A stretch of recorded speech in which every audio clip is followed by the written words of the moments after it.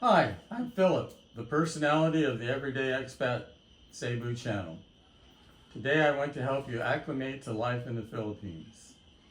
I will begin with discussing life beyond the expat bubble.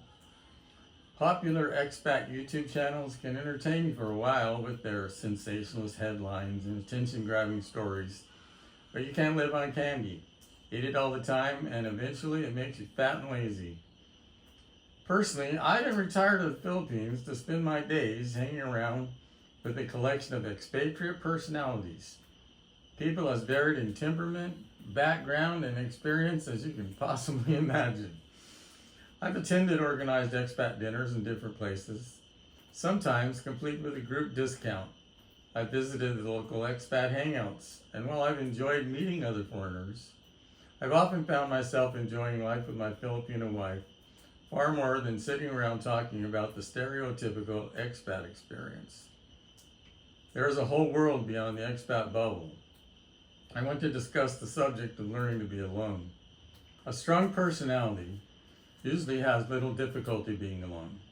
Time to reflect, observe, and prepare yourself for the newness of another culture is natural for a well-adjusted, mature man. If you keep your mind active, make an effort to understand the world you have entered or the world you are planning to enter, you may discover that you are not really alone at all. You're in preparation mode. I've heard an interesting observation from reflective and educated Filipinos. It often takes an expat about 3 years to become genuinely oriented to life in the Philippines. Is that really true? And if it is, can an expat prepare himself beforehand and shorten the period of adjustment? I think the answer is yes. First is acclimating to the culture. There is, of course, the physical adjustment. Your body has to become accustomed to the climate. You can hide from it, maybe stay inside your condo, keep the air conditioning running, complain about the heat, or you can adjust. Spend time outside, work in the garden, walk, do things that require you to experience the climate rather than constantly escaping it. The U.S. military understood the importance of acclimation.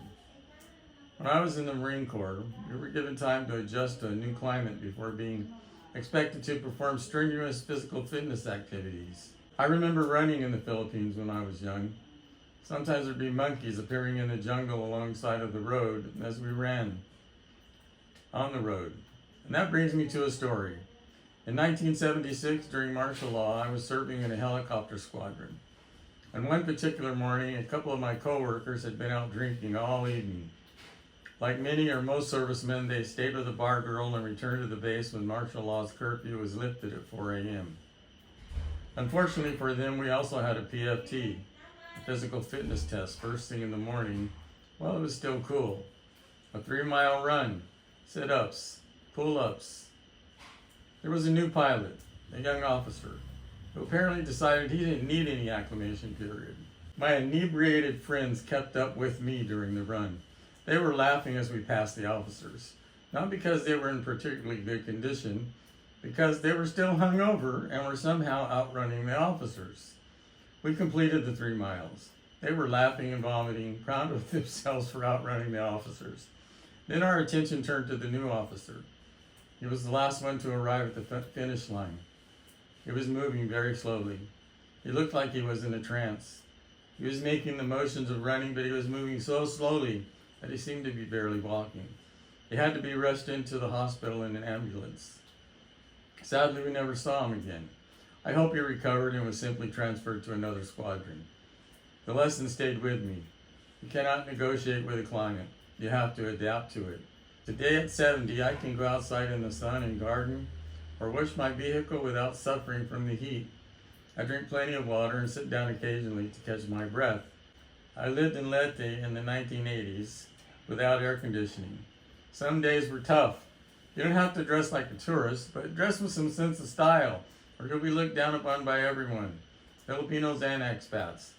I seldom wear shoes in my everyday life. If I go somewhere like Texas Roadhouse at New Star to have a steak here in Cebu, I'll put on shoes, but my routine is simple. I leave the comfort of my air-conditioned house, go into my air-conditioned vehicle, drive to New Star, park underground, take the escalator upstairs and walk into the restaurant. If you ride a motorcycle, However, nobody should tell you to wear proper shoes. Of everyday activities, walking the dog, going to the wet market, visiting a resort, I usually wear slippers. More specifically, I like Islander slippers. They are not the best choice for rainy days though. The soles can become slippery. So when I expect rain, I wear slippers with better tread. But although I wear slippers, I still like to dress reasonably well. A tropical style shirt or t-shirt, shorts, my rings, my watch, whatever accessories I feel like wearing. Personally, I like the tourist look. I'll often wear a Panama hat, although I'm not bald.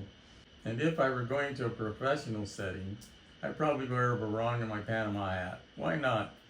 Acquire some minimal local language skills at the very least. There is the assumption that because English is spoken by so many Filipinos, learning one of the local languages is unnecessary. I disagree. I've never become fluent in any of the languages spoken here, but I've learned enough Tagalog to be useful. I learned a healthy amount of Samareño, or where I during my years in Leyte, and now I'm becoming increasingly comfortable with basic everyday Cebuano. Even learning a little can change the way you experience a place. For example, there's an interesting way Filipinos sometimes mix gender pronouns when speaking English, referring to a man as her or a woman as him. You've probably heard that and wonder why they do that all the time. Well, part of the reason is linguistic. Filipino languages generally do not have the same gender-specific pronoun system that we're accustomed to in the English-speaking world. Even the English words brother and sister, they do not have a single word equivalent to in Tagalog or Cebuano or Samareño. A Filipino can say kapatid, meaning sibling, and then specify and say kapatid na lalaki, my kapatid is a boy, for a male sibling, or kapatid na babae for a female sibling. Language doesn't simply communicate culture though. Language carries culture. And when you begin to understand the language, you sometimes begin to understand why people think and communicate differently.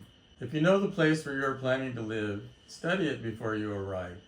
And if you look on YouTube, there will probably be a Filipina ready and willing to teach you and happy to receive your views. Culture is bigger than you think. Culture is a complicated thing. It has many arteries flowing outward into everyday life. Food, family, language, religion, money, respect, gender, hospitality, politics, history, social relationships. All of these things connect. I suggest watching my own video, Understanding Filipino Culture, where I go into some of these ideas in greater detail. And read. There are numerous books that can help prepare you for your expat adventure. Knowing some Philippine history will tie you to the place. Part of my life was spent in academia, so for me, reading is a lifeline to understanding. Read The First Filipino, a biography of Jose Rizal. Read about the Philippine-American War. Read about the American purchase of the Philippines from Spain. Even that statement alone makes me stop and think, as though one nation could simply purchase another nation and call it a transaction. History is complicated.